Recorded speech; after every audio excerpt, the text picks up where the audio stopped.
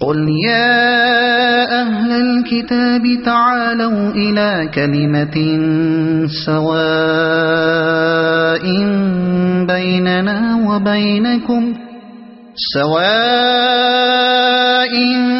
بيننا وبينكم ألا نعبد إلا الله ولا نشرك به شيئا ولا يتخذ بعضنا بعضا أربابا من دون الله فإن تولوا فقولوا اشهدوا بأننا مسلمون۔ کہو اے اہل کتاب، آؤ ایک ایسی بات کی طرف جو ہمارے اور تمہارے درمیان یکساں ہے، یہ کہ ہم اللہ کے سوا کسی کی بندگی نہ کریں، اس کے ساتھ کسی کو شریک نہ ٹھہرائیں، اور ہم میں سے کوئی اللہ کے سوا کسی کو اپنا رب نہ بنا لے۔ اس دعوت کو قبول کرنے سے اگر وہ منہ موڑیں تو صاف کہہ دو کہ گواہ رہو ہم تو مسلم یعنی صرف خدا کی بندگی و اطاعت کرنے والے ہیں۔ کہو، یہاں سے ایک تیسری تقریر شروع ہوتی ہے جس کے مضمون پر غور کرنے سے اندازہ ہوتا ہے کہ جنگ بدر اور جنگ احد کے درمیانی دور کی ہے، لیکن ان تینوں تقریروں کے درمیان مطالب کی ایسی قریبی مناسبت پائی جاتی ہے کہ شروع صورت سے لے کر یہاں تک کسی جگہ ربط کلام ٹوٹتا نظر نہیں آتا۔ اسی بنا پر بعض مفسرین کو شبہ ہوا ہے کہ یہ بعد کی آیات بھی وفد نجران والی تقریر ہی کے سلسلے کی ہیں، مگر یہاں سے جو تقریر شروع ہو رہی ہے اس کا انداز صاف بتا رہا ہے کہ اس کے مخاطب یہودی۔ آؤ ایک ایسی بات کی طرف جو ہمارے اور تمہارے درمیان یکساں ہے، یعنی ایک ایسے عقیدے پر ہم سے اتفاق کر لو جس پر ہم بھی ایمان لائے ہیں اور جس کے صحیح ہونے سے تم بھی انکار نہیں کر سکتے۔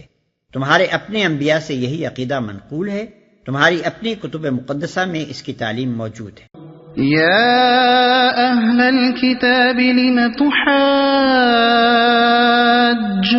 في إبراهيم وما أنزلت التوراة والإنجيل إلا من بعده أفلا تعقلون۔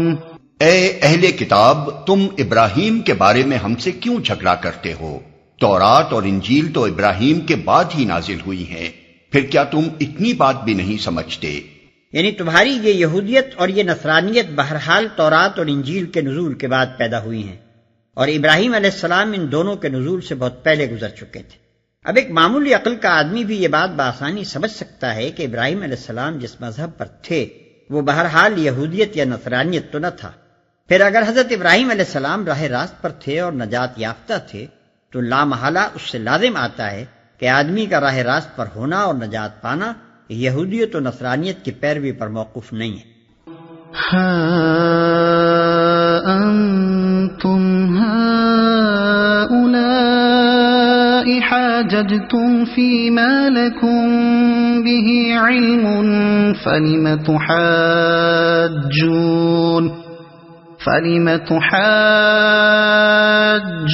فيما ليس لكم به علم والله يعلم وأنتم لا تعلمون۔ ما كان إبراهيم يهوديا ولا نصرانيا ولكن كان حنيفا مسلما وما كان من المشركين۔ تم لوگ جن چیزوں کا علم رکھتے ہو ان میں تو خوب بحثیں کر چکے، اب ان معاملات میں کیوں بحث کرنے چلے ہو جن کا تمہارے پاس کچھ بھی علم نہیں؟ اللہ جانتا ہے، تم نہیں جانتے۔ ابراہیم نہ یہودی تھا نہ عیسائی، بلکہ وہ تو ایک مسلم یکسو تھا اور وہ ہرگز مشرکوں میں سے نہ تھا۔ اصل میں لفظ حنیف استعمال ہوا ہے جس سے مراد ایسا شخص ہے جو ہر طرف سے رخ پھیر کر ایک خاص راستے پر چلے۔ اسی مفہوم کو ہم نے مسلم یکسو سے ادا کیا ہے۔ ان اولا الناس بإبراہیم للذین اتبعوه وهذا النبی والذین آمنوا واللہ ولی المؤمنین وَدَّتْ طَائِفَةٌ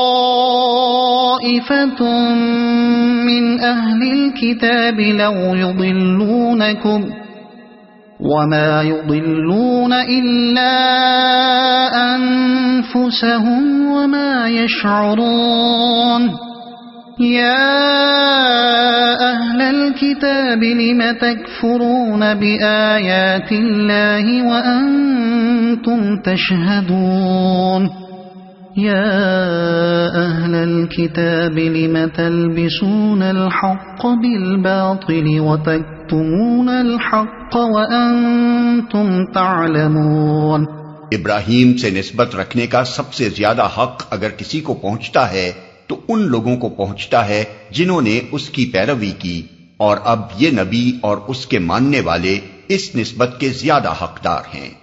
اللہ صرف انہی کا حامی و مددگار ہے جو ایمان رکھتے ہوں۔ اے ایمان لانے والو، اہل کتاب میں سے ایک گروہ چاہتا ہے کہ کسی طرح تمہیں راہ راست سے ہٹا دے، حالانکہ در حقیقت وہ اپنے سوا کسی کو گمراہی میں نہیں ڈال رہے ہیں مگر انہیں اس کا شعور نہیں ہے۔ اے اہل کتاب، کیوں اللہ کی آیات کا انکار کرتے ہو حالانکہ تم خود ان کا مشاہدہ کر رہے ہو؟ اے اہل کتاب، کیوں حق کو باطل کا رنگ چڑھا کر مشتبہ بناتے ہو؟ کیوں جانتے بوجھتے حق کو چھپاتے ہو؟ دوسرا ترجمہ اس فقرے کا یہ بھی ہو سکتا ہے کہ تم خود گواہی دیتے ہو۔ دونوں صورتوں میں نفس بانی پر کوئی اثر نہیں پڑتا۔